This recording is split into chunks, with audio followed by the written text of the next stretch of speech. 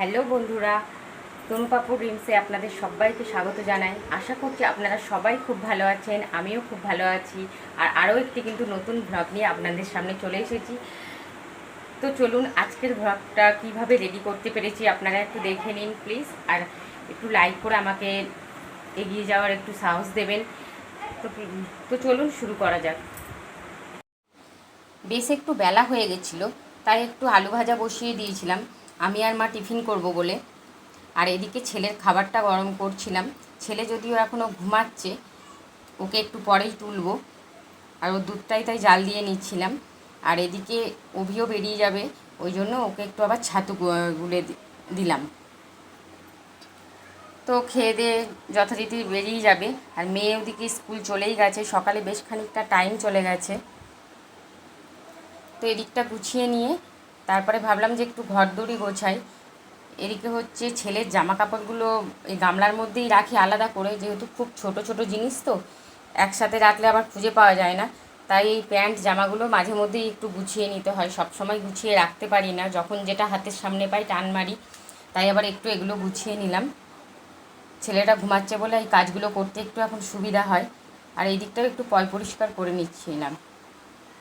নিয়ে এই যে ওপরটায় গামলাটা তুলে রাখতে হয়, কেননা ও নইলে নিয়ে আবার ঘাটাঘাটি শুরু করে।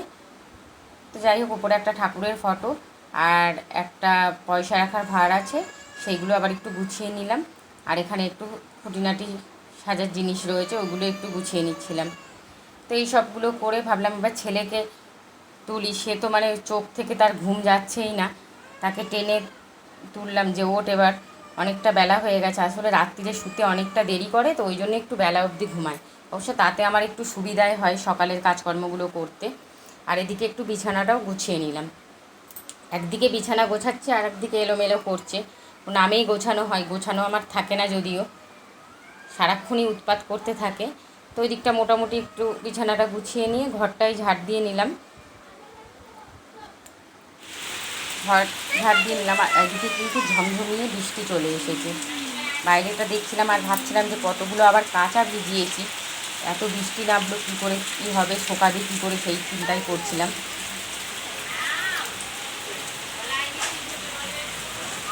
তো যাই হোক, বৃষ্টিটা দেখতে ভালোও লাগছিল। তো বন্ধুরা, বাইরে যেহেতু ঝমঝমিয়ে বৃষ্টি পড়ছে, আর আমি এদিকে রেডি করে নিয়েছি হচ্ছে গরম গরম বেগুন ভাজা। আর এইখানে হচ্ছে কিন্তু একদম গরম গরম খিচুড়ি। আর এর মধ্যে কিন্তু দিয়ে দিয়েছি একটু সবজি, আর তার সাথে খাওয়ার আগে কিন্তু করে নেবো একটু ডিমের অমলেট। ব্যাস, পুরো জমে যাবে। রান্নাবান্না কমপ্লিট হয়ে গেছে মোটামুটি। আর এদিকে এবার এই লাস্টে যেই কাজটা করতে হয়, গ্যাস ট্যাস মুছে নিলাম, নিয়ে এবার যাব একদম স্নান করতে। স্নান টান করে কিন্তু আমি ঘরেও চলে এসেছি। এসে এই যে একটু চুলটা আঁচড়ে নিয়ে সিঁদুরটা পরে নেব, নিয়ে এবার ঠাকুর দিয়ে নেব। সেই কাজটাই করছিলাম। ছেলে আর ওর ঠাম্মা ওদিকে খেলা করছে, আর আমি একটু এই পুজোটা দিয়ে নিলাম।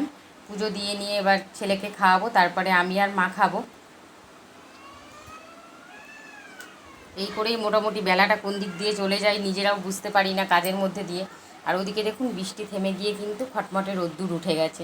এদিকে খাওয়া দাওয়া কমপ্লিট করে আবার একটু রেডি হয়ে বেরোতে হয়েছে বাইরে নিজেদের খুব গুরুত্বপূর্ণ একটা কাজের জন্য। তা বেরিয়েও গেছি। তো আজকের ভ্লগটা বন্ধুরা আমার এই পর্যন্ত।